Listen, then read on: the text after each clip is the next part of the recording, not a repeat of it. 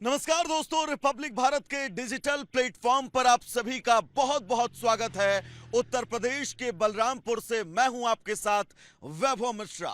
इस वक्त उत्तर प्रदेश के बलरामपुर का उतरौला कस्बा जो जबरदस्त सुर्खियों में है और वजह है जलालुद्दीन और छांगुर बाबा का वो काला साम्राज्य, जिस काले साम्राज्य को लेकर इस वक्त मीडिया की हेडलाइन में जलालुद्दीन का नाम है।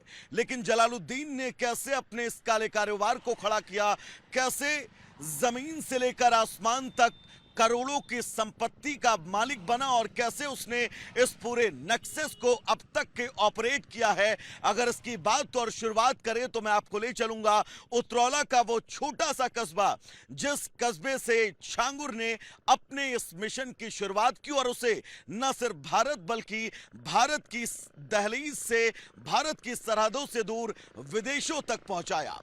छांगुर ने नेपाल, सऊदी अरब, पाकिस्तान, कनाडा, उन तमाम देशों में अपने उस नेटवर्क को बिल्डअप किया जिस नेटवर्क के जरिए वो वैश्विक स्तर पर धर्मांतरण करवाता था। लोगों को इस्लाम धर्म कबूल करने के लिए या तो जबरदस्ती करता था या फिर उनका ब्रेन वॉश करता था।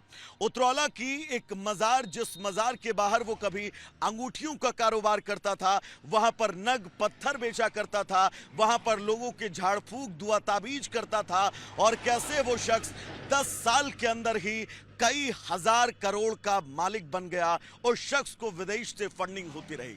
दरअसल इसकी शुरुआत आज से तकरीबन 8 साल पहले होती है जब नीतू और नवीन उसके संपर्क में आते हैं।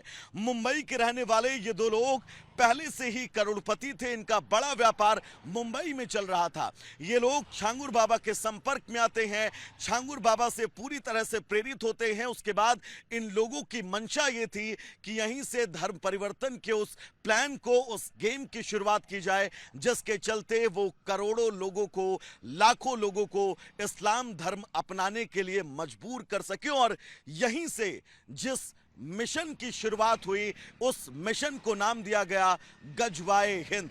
गजवाए हिंद की शुरुआत मुंबई से होती है। नीतू और नवीन दुबई जाते हैं, वहां पर धर्म परिवर्तन करते हैं, वापस उत्तर प्रदेश के बलरामपुर के उतरौला आते हैं और यहां पर करोड़ों का बड़ा साम्राज्य बिल्डअप करते हैं। इस साम्राज्य में कोशिश यही थी उनकी कि कैसे बलरामपुर जो नेपाल की सीमा से लगता है, उस सीमा से सटे नेपाल में अपने इस मजबूत समीकरण को और ज्यादा मजबूत किया जाए।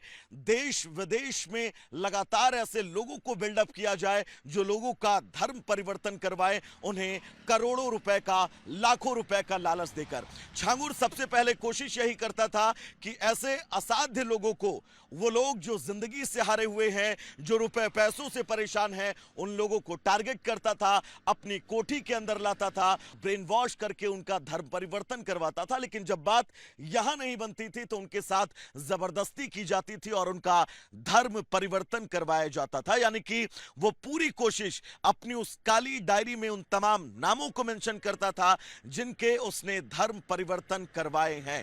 छांगुर बाबा के खिलाफ कई लोगों ने शिकायत की, कई महिलाओं ने यह बताया भी कि कैसे वो धर्म परिवर्तन करवा रहा है, लेकिन उसका लोकल इंटेलिजेंस, लोकल प्रशासन में उसकी पैठ इतनी मजबूत थी कि किसी को भी छांगुर पर कार्रवाई करने से पहले कई बार सोचना पड़ा।